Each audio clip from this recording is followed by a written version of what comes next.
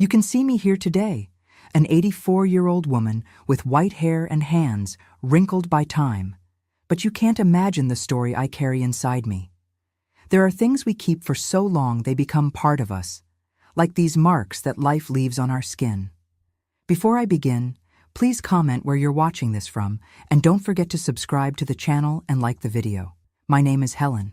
I was born in 1941 in Riverdale, a small town in rural Virginia that you've probably never heard of. So small it barely appeared on maps. Back then, life was different. Young women from good families didn't go out alone, didn't speak loudly, didn't have dreams that were too big. We lived within the limits others set for us. My father was a pharmacist, the only one in the region. My mother took care of the house and gave piano lessons to young ladies from good families. We lived a simple but dignified life. Respect was the word I heard most during my upbringing. Helen, behave with respect. Helen, speak with respect. Helen, dress with respect. I was 18 when I met Anthony in 1959 at the 4th of July celebration at the main church. He was different from the other young men. He had studied in the state capitol, talked about things I only knew from books and magazines that occasionally reached our town. Most importantly, he was the son of Mr. Jerome Wilson, owner of Wilson Textiles, the richest and most powerful man in our little town. When Anthony began courting me, my friends couldn't disguise their envy, and my parents could barely contain their pride. The pharmacist's daughter, marrying the textile factory owner's son, was the talk of the entire town. The courtship was quick, only 6 months.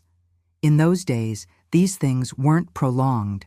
I was dazzled. I imagined a life of comfort and respect, perhaps even trips to the capital. It seemed like a dream from the magazines I read. But you know how it is. Some dreams turn into nightmares when you least expect it. The first time I was introduced to his family, I felt a chill in my stomach that wasn't just young woman's nervousness. Their house was the most imposing in town, on top of the hill with a view that stretched far and wide. As we climbed the entrance staircase, my legs trembled so much I thought I wouldn't make it to the top. Mrs. Cecilia, Anthony's mother, received me with cold politeness. She was a lady always dressed in black since she had been widowed from her first husband. Yes, Mr. Jerome was her second marriage. She examined me from head to toe like someone evaluating a defective fabric at the factory. But it was Mr. Jerome's look that caused my first shiver of fear, although back then I didn't know what to call it. He was what they called an imposing man, tall, always well-dressed, with a thick mustache that moved when he smiled. But his eyes didn't smile along. He looked at me in a way that made me feel undressed, as if he could see through my Sunday dress that my mother had specially sewn for the occasion. "So you're the little lady who bewitched my son," he said, holding my hand longer than necessary. "Anthony is lucky, very lucky." During lunch, Mr. Jerome asked questions about my family, my education. When he learned I had a teaching certificate and taught young children, he frowned and said, "After you're married, you'll quit that, won't you? A Wilson family woman doesn't need to work." It wasn't a question. It was a disguised order. Anthony merely nodded in agreement without defending me. In the following weeks, with the engagement already announced, I began to spend more time at the Wilsons' house. Mrs. Cecilia decided she should properly prepare me to be a wife worthy of her son. So I went to the mansion almost every day to learn how to manage a large house, receive important visitors, dress and behave like a true lady. It was during these visits that Mr. Jerome began to find ways to be alone with me. At first, they were seemingly innocent comments about how pretty I was, how lucky Anthony was. Then came the bolder compliments about my body, about how well my dress suited me. I tried to avoid being alone with him, but in such a large house with so many rooms, it was difficult. And Mr. Jerome was clever, always finding a pretext. "Helen, come see the fabrics that arrived from New York to choose for your wedding dress." Or, "Helen, I want to show you the family jewels that will be yours one day." The touches began subtly, a hand on the shoulder that lingered a bit too long, fingers that brushed my arm while showing me something, a goodbye embrace that lasted longer than normal. I felt uncomfortable, confused. Was I imagining things? Was it just his way? After all, he was an important man, respected by everyone. Who would believe me if I said something? Things got worse when Anthony needed to travel to New York on factory business. He would be gone for 2 weeks. On the eve of his departure, Mr. Jerome made a point of saying in front of everyone, "Don't worry, my son. I'll take good care of your little fiancé while you're away." On the 3rd day after Anthony's departure, Mr. Jerome appeared at my house. It was a hot afternoon in February 1960. My mother was giving piano lessons, and my father was at the pharmacy.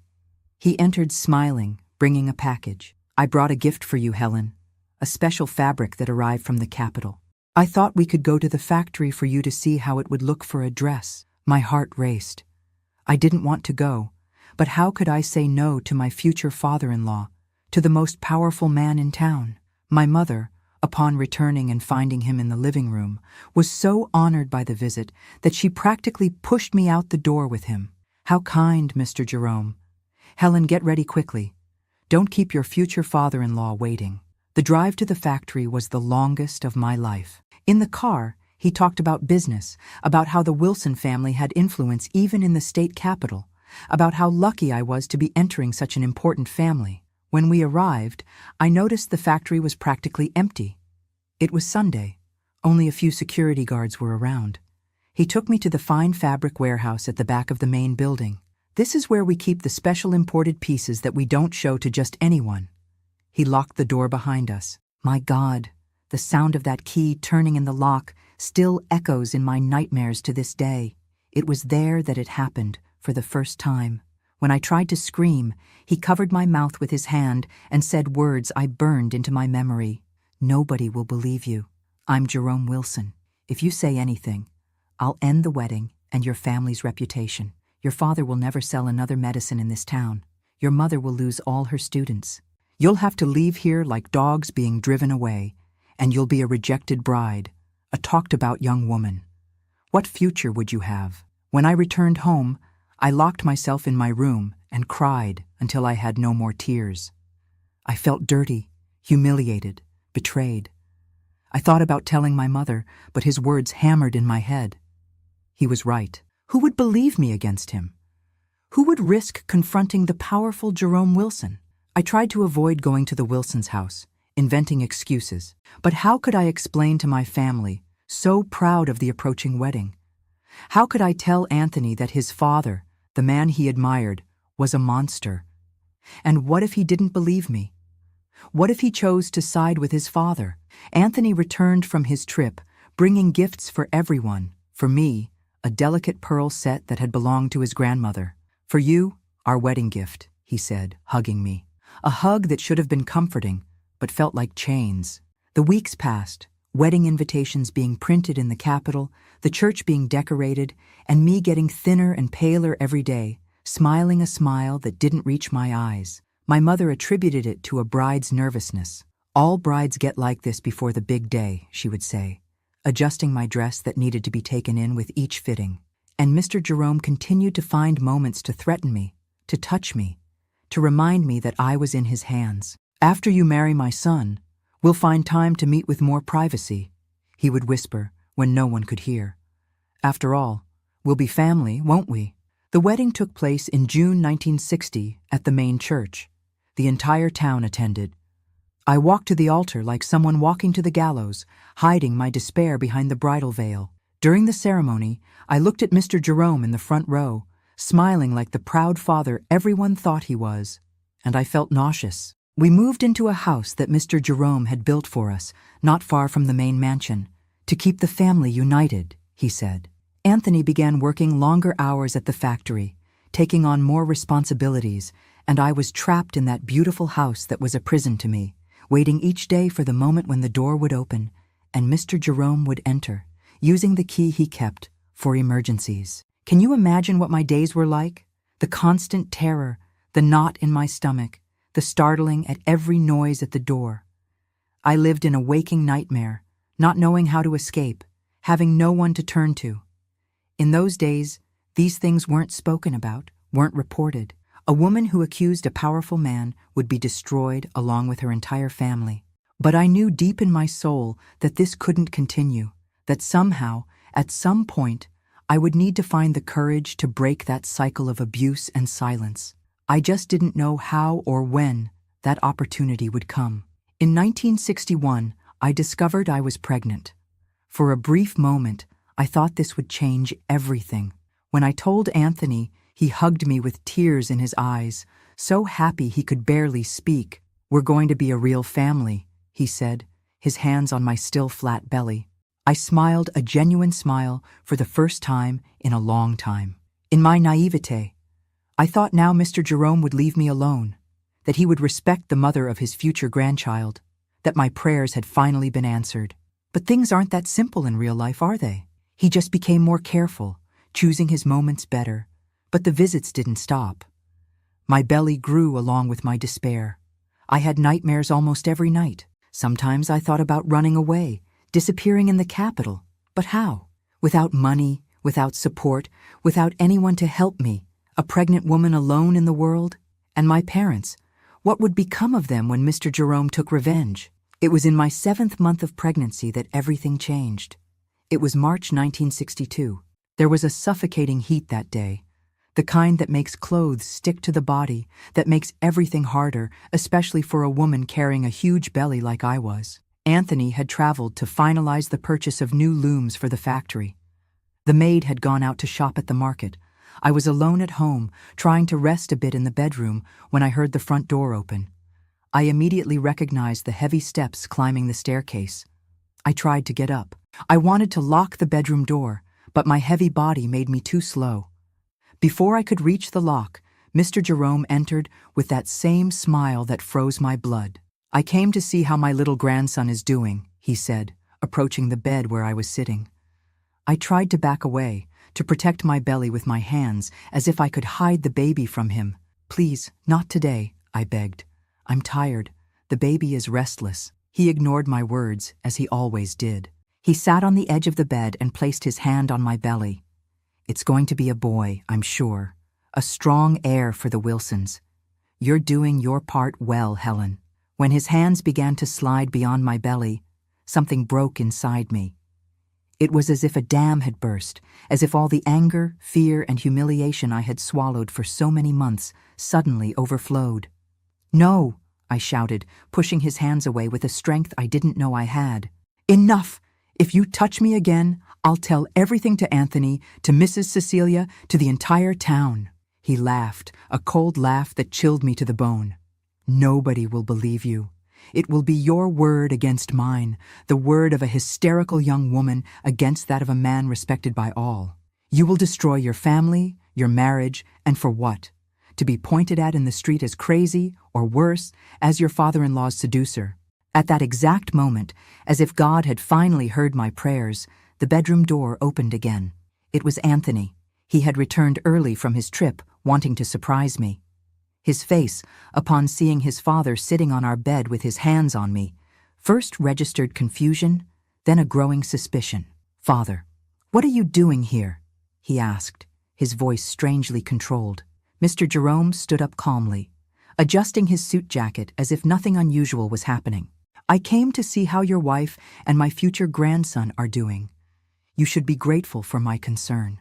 Anthony looked at me, saw the tears I could no longer contain, the terror in my eyes. Something awakened in him.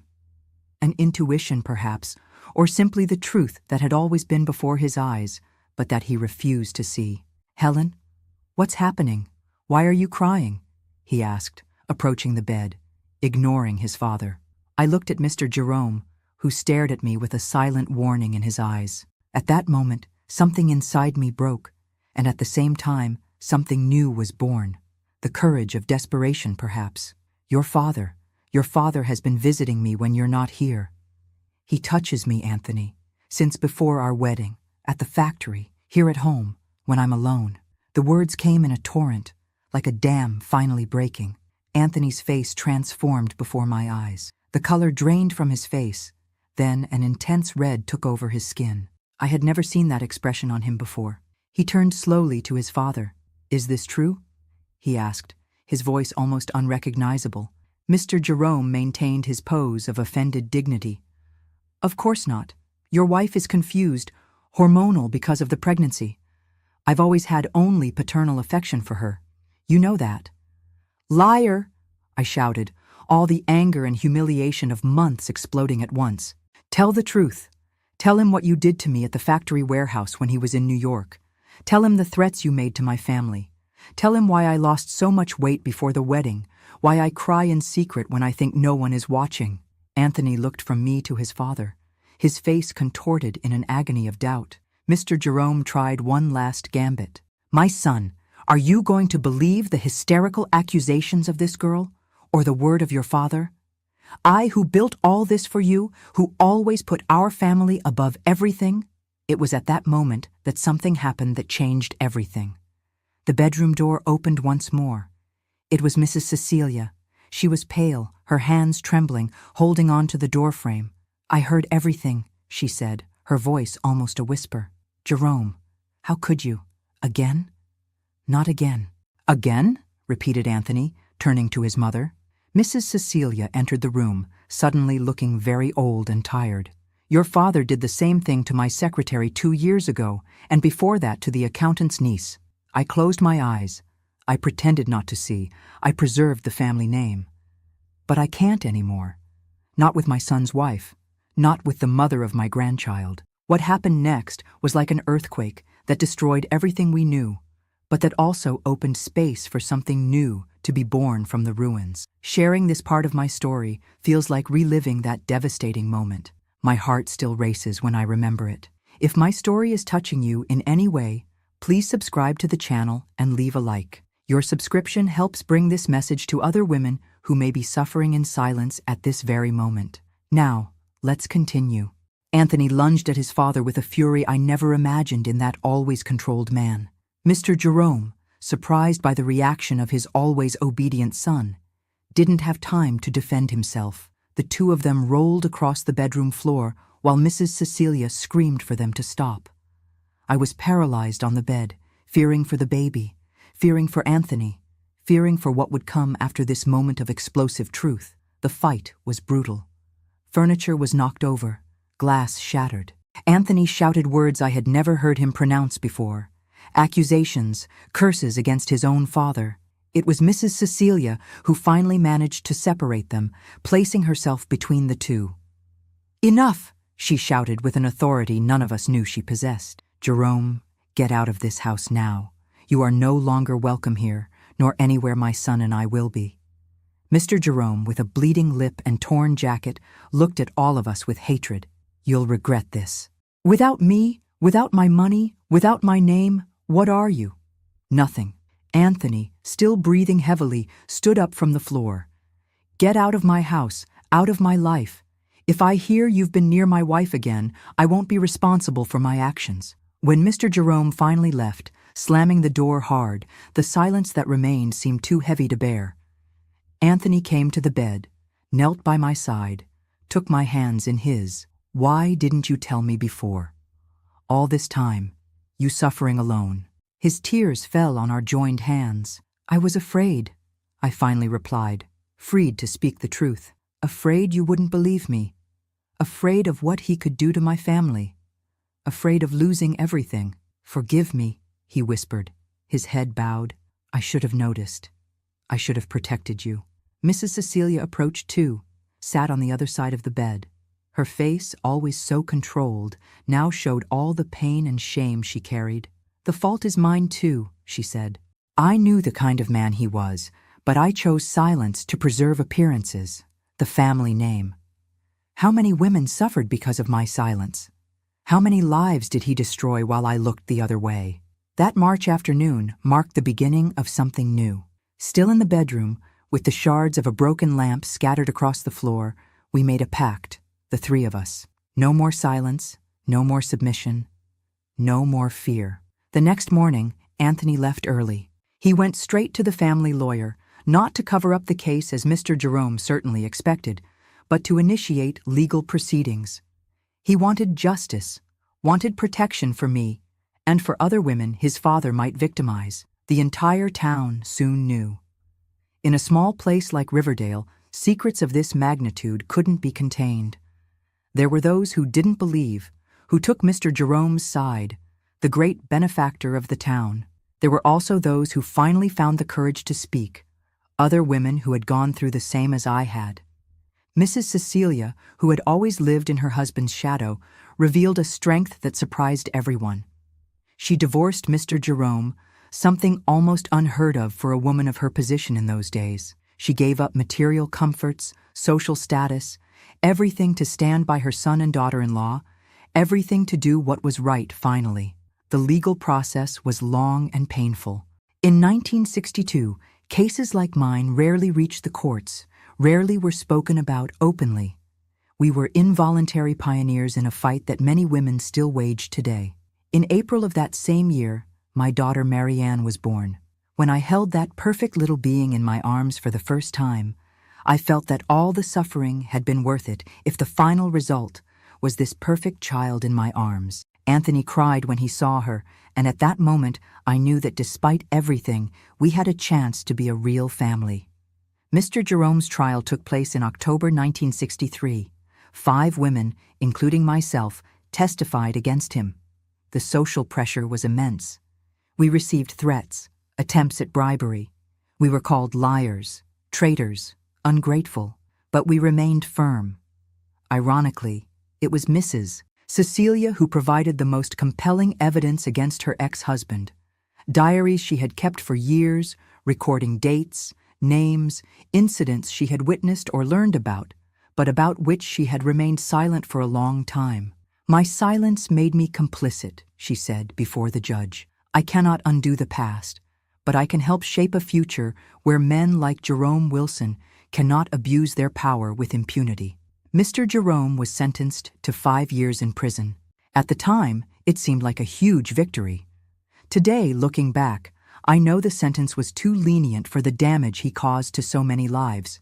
But it was 1963, and the simple fact that a man of his social position was convicted was already revolutionary. The conviction was just the beginning of our journey, not the end. The factory, without its founder, faced difficult times. Anthony took command, but many clients distanced themselves, not wanting to associate their names with the scandal. Employees were laid off, families faced hardships. For a time, we were the villains of the story for many people in town. But we survived, and more than that, we began to rebuild our lives on more solid, more truthful foundations. Anthony and I had to relearn how to trust each other, to build a real marriage from the ruins of what we had before. It wasn't easy. There were nights of crying, days of painful silence, moments when we doubted if we would overcome it all. Mrs. Cecilia moved into our house, becoming a present grandmother for Marianne and later for the other 2 children who came. She never remarried, dedicating the rest of her life to family and, surprisingly, to social activism. She founded one of the first support groups for women victims of violence in the region, using her own story as an example that silence only perpetuates suffering. That confrontation in the bedroom that hot March afternoon was just the beginning of a long battle, a battle that would continue for years, that would change the course of our lives in ways we could never have predicted. But it was a battle we were finally fighting together, in the open, without more secrets or paralyzing fears. I was only 21 years old when all this happened, a girl practically forced to grow up in the most painful way possible, but also a woman discovering her own strength, her own voice after so long in silence. After the trial and conviction of Mr. Jerome, life in Riverdale became unbearable for us. People looked at us in the streets, whispered when we passed. Some supported us silently. Others treated us as if we had committed a crime. The factory was failing. Many suppliers cut relations with us. Clients canceled orders. The Wilson name, once synonymous with respect and power, had become poison. It was in May 1964, a few months after the military coup, that we made the most difficult decision of our lives. Anthony came home one night, more dejected than usual. The factory was about to close its doors definitively. That night, sitting at the kitchen table after the children, Marianne, already 2 years old, and Peter, our second child, only 6 months old, had gone to sleep, we decided it was time to start over elsewhere. We sold everything we could: the Wilson mansion where Mrs. Cecilia still lived, our house, the remaining factory equipment. We gathered what little money we got and left for Boston, the big city where we could be anonymous, where no one knew our story. We started from scratch. Anthony, who knew the textile industry well, got a job as a production manager at a factory in the eastern part of the city. It was nowhere near the status we had before. From owners to employees, from a mansion to a small 2-bedroom apartment in a working-class neighborhood. Mrs. Cecilia came with us. At 58, she had to adapt to a completely different life than she had always known. The first months in Boston were frightening. The constant noise, the rush, the impersonality of the big city. I, who had never worked during the marriage, first by Mr. Jerome's imposition, then because of the pregnancy and babies, had to find ways to contribute. I began sewing at home, taking advantage of the knowledge about fabrics I had acquired in previous years. In 1966, when Peter was already 2 years old, and Richard, our youngest, had just been born, I transformed the living room of our apartment into an improvised studio. I started doing small repairs, then simple dresses for the neighbors, until a client introduced me to the owner of a boutique downtown. It was my first big order, 10 dresses to be sold in her shop. Anthony helped me buy a used industrial sewing machine. We worked together in our spare time, he cutting fabrics, me sewing, Mrs. Cecilia taking care of the children and helping with the finishing touches. It was a hard life of much work and little rest, but there was a deep satisfaction in building something new, something of our own, brick by brick. The whole time we lived in fear that our past would catch up with us. We used only Anthony's mother's maiden name, Smith, leaving Wilson behind. When we met new people, we created vague stories about our previous life. "We're from rural Virginia," we would say without specifying more. We came looking for opportunities in the city. In 1968, I received a phone call that froze my blood. It was a former neighbor from Riverdale. "Helen, I thought you should know. Mr. Jerome was released. The sentence was reduced for good behavior." That night, I couldn't sleep. I lay looking at my 3 children sleeping. Marianne, 6 years old, Peter, 4, and Richard, 2, and felt a paralyzing fear. What if he found us? What if he tried to take revenge? What if he tried to hurt my children? Anthony tried to calm me. "We're in Boston, Helen, a huge city. He'll never find us here. And even if he tried, we're not that frightened family anymore. We're strong now. We're in this together." But the fear remained like a shadow always lurking. I began having frequent nightmares. I avoided going out alone. I constantly looked over my shoulder. The ghost of Mr. Jerome, even hundreds of miles away, still had power over me.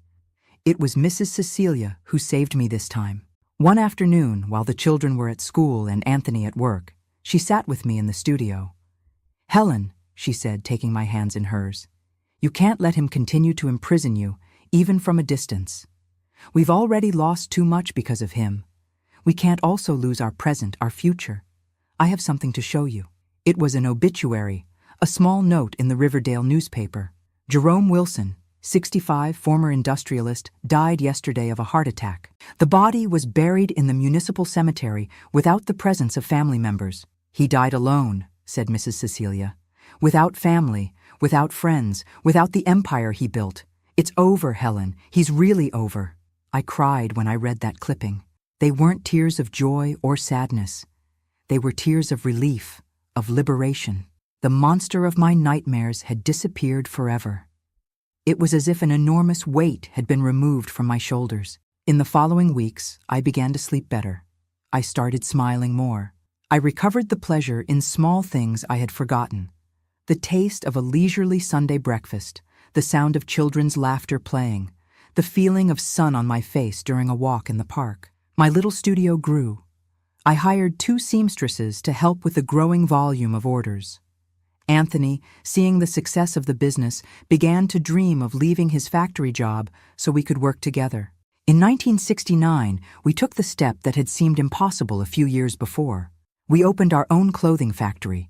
It was a small warehouse in Brooklyn, very different from the imposing Wilson textiles. We started with 3 industrial machines and many, many dreams. Anthony took care of the administrative part, and sales. I handled design and production.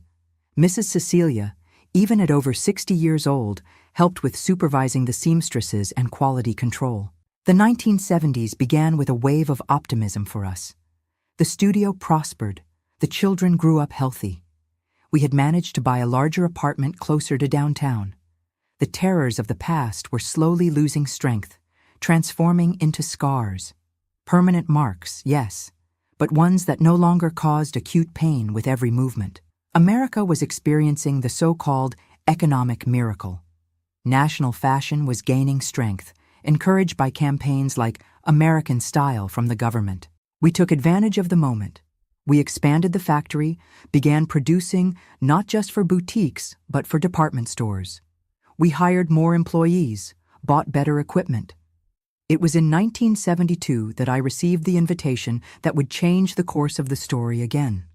A well-known women's magazine in Boston wanted to do an article on women entrepreneurs. One of the journalists had bought a dress from our factory and been impressed with the quality. They wanted to interview me, to tell my journey. I panicked. How could I tell my story without revealing the past we had tried so hard to leave behind? Anthony and I discussed it all night. Part of me wanted to refuse, to continue in the safe anonymity we had built. Another part, a part that was growing ever stronger, wanted to speak, wanted to be heard. The final decision came from an unexpected source. Marianne, then 10 years old, overheard our conversation. She knew only fragments of our previous story, things she had picked up from adult conversations over the years. "Mom," she said, entering the kitchen where we were talking in low voices, "why are you always hiding where we came from? Did we do something wrong?" That innocent question fell like a bomb on my heart. What were we teaching our children? That they should be ashamed of a past for which they had no responsibility? That secrets and lies were the best way to deal with pain? The next morning, I called the journalist and accepted the interview, with one condition. I would tell the whole story, not just the beautiful and inspiring part about the success of the factory. If they were going to tell my journey, let it be the true one. The report came out in September 1972. 5 pages in the magazine with the title, "From Shadows to Light, The Extraordinary Story of Helen Smith." The journalist was sensitive and respectful. She didn't exploit the sensationalism the story could have yielded, but focused on the overcoming, the reconstruction, the human capacity to rise from the ashes. The impact was greater than we could have imagined. In the days after the publication, we received dozens of letters at the factory. Women from all over America wrote sharing their own stories of abuse, forced silence, fear. They thanked us for having shown them it was possible to survive, to start over, to find strength where there seemed to be none. Mrs. Cecilia, inspired by those letters, suggested something that would change the final course of our journey. Create a safe space for women to share their stories, find mutual support, break the circle of silence that allowed abuse to continue happening generation after generation.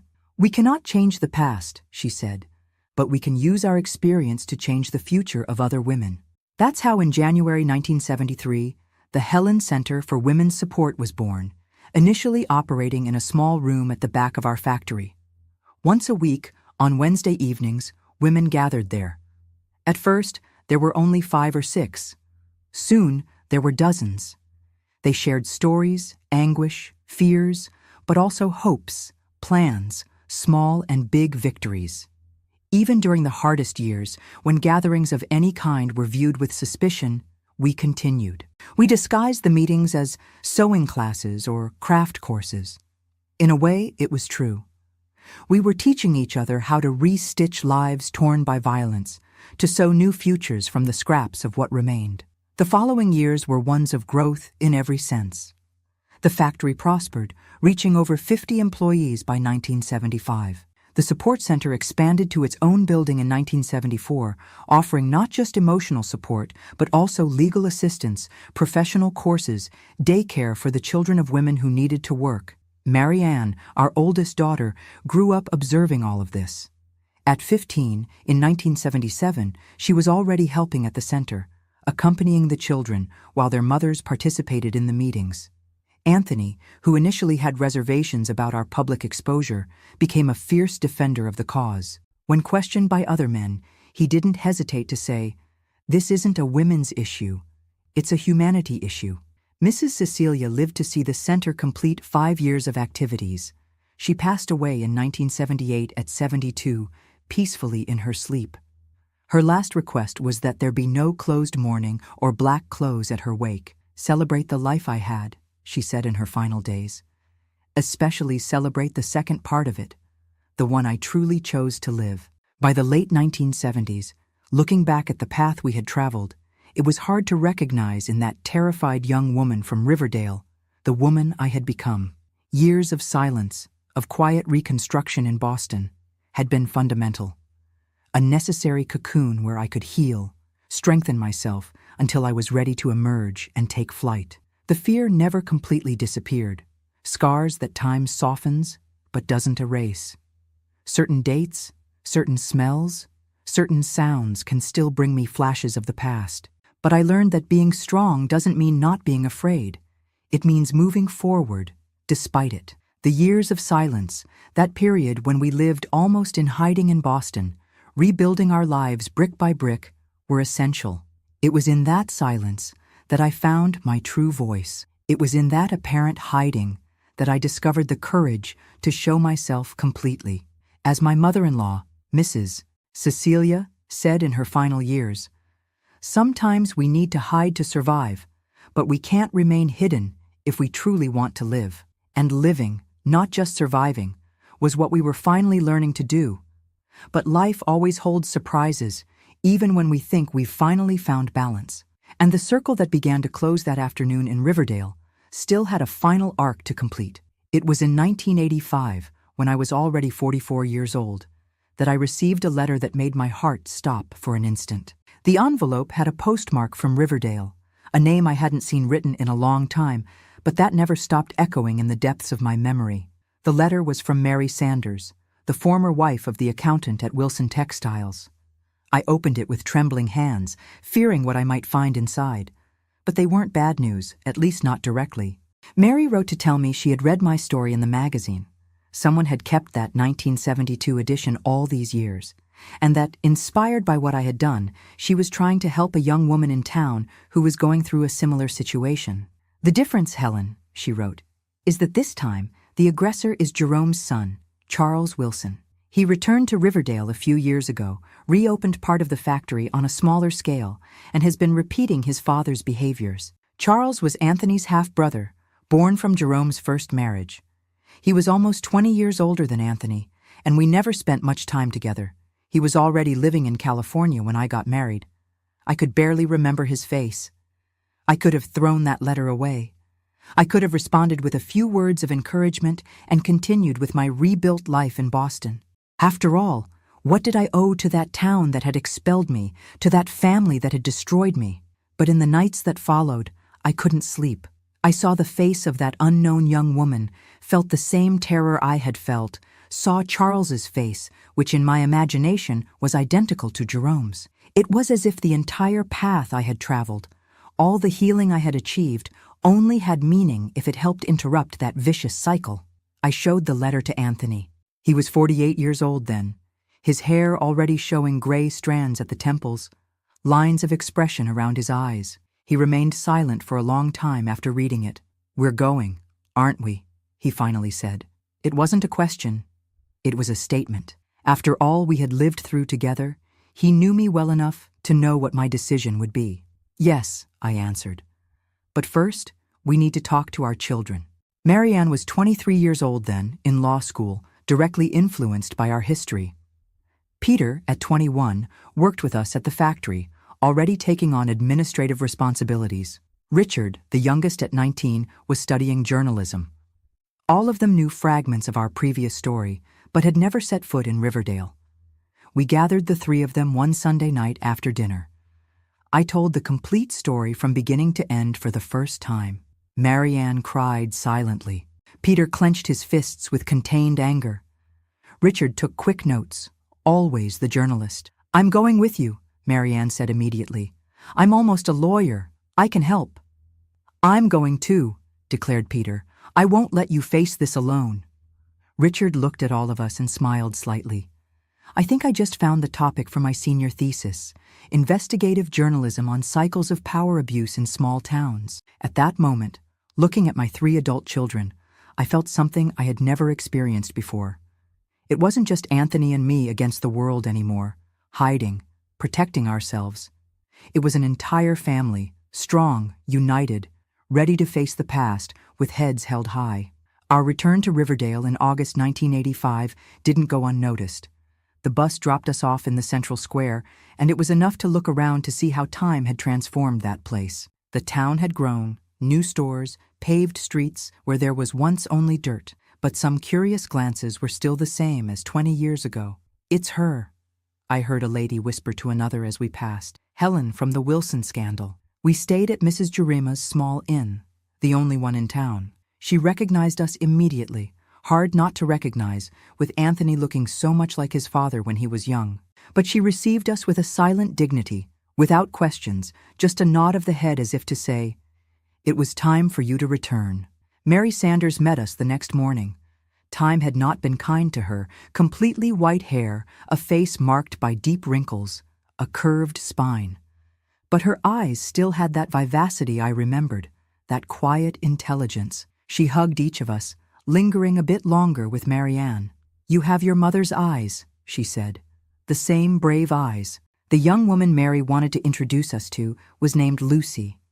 She was only 19 years old, worked at Charles's textile mill as a secretary, just as I had so many years before. Lucy was from a simple family, the daughter of the town's washerwoman. The story was painfully familiar.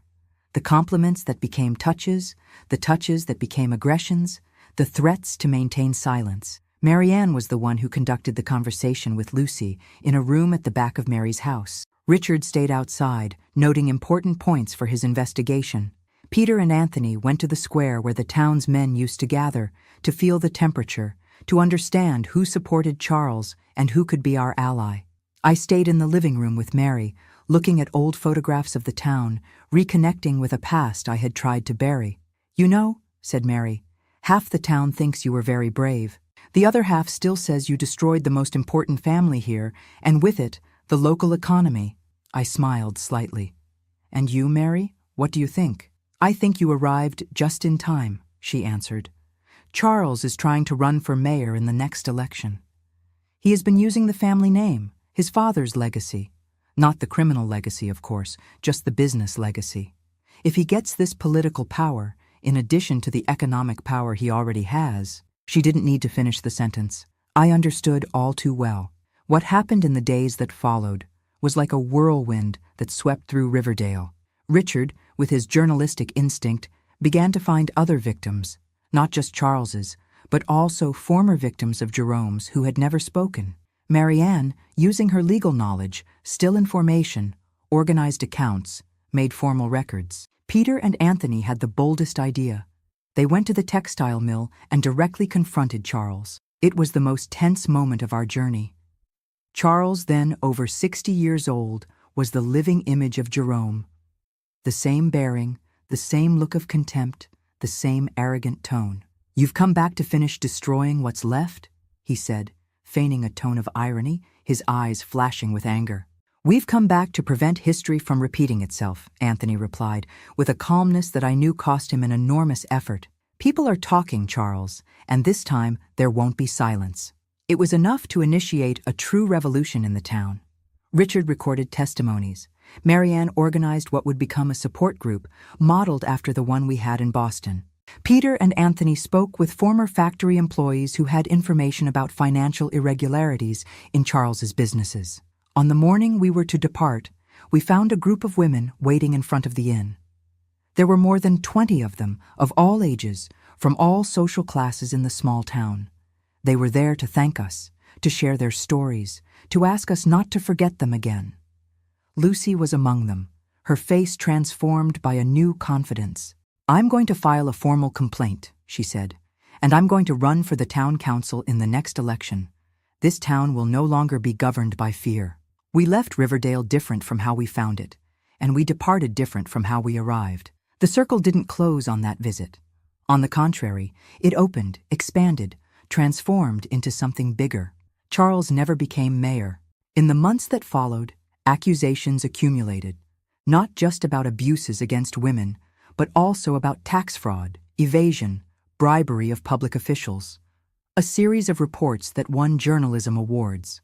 Marianne, after graduating, agreed to legally represent some of the victims, traveling regularly to Riverdale. In 1990, Wilson Textiles, which had passed from Jerome to Charles, closed its doors for good. But unlike what happened in our time, the town didn't mourn. Other small industries were already emerging, other economic paths being traced. The shadow of the Wilsons was finally dissipating. In the years that followed, I watched my children follow their own paths, always carrying a bit of our history in their choices. Marianne became a lawyer specializing in women's rights. Peter expanded our factory into a brand that had social responsibility as its principle. Richard founded his own magazine focused on investigative journalism. Anthony and I continued side by side, witnessing this transformation with a mixture of pride and amazement. How could so much good be born from so much suffering? How could our personal story unfold into something that touched so many other lives? In 1995, at 54 years old, I was invited to give a lecture at Boston University about my experience with the Women's Support Center. I was nervous. I, who had barely completed high school, speaking to university students.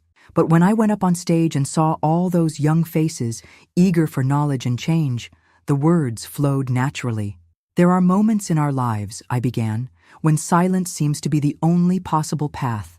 Moments when we hide, when we disappear inside ourselves to survive. And there are other moments, crucial moments, when we realize that our voice, precisely because it has been silent for so long, carries a special strength when it is finally freed. In the 30 years that followed, I saw the world change in ways I never imagined possible when I was that terrified young woman in Riverdale. I saw women's movements gain strength. I saw laws change. I saw society slowly, painfully begin to face truths that had been buried for generations. The Helen Center, as it came to be called, grew beyond my most optimistic expectations. Today, it has branches in 5 states, serves thousands of women per year, and offers not just emotional support, but professional training, legal assistance, temporary shelter. I left the directorship at 70, passing the baton to younger women with new ideas, new methods. But I still go there every week for meetings with groups of older women like me, sharing stories, weaving together the loose threads of our lives. Anthony passed away 3 years ago, a fulminant cancer that took him in just a few months. In his final days, we talked a lot about our journey together, about how that frightened young couple from Riverdale had traveled such an improbable path. "You saved me," he said, holding my wrinkled hand. "You saved our family when you had the courage to speak the truth that afternoon." "We saved each other," I replied, knowing it was true. Today, at 84 years old, I look at my hands. These hands that sewed clothes, that dried tears, mine and those of so many other women, that wrote stories, that caressed children and grandchildren. Hands that carry marks, just as my soul carries scars. Some ask me, "Mrs. Helen, after everything you went through, were you able to forgive?" It's a complex question. I don't have hatred in my heart.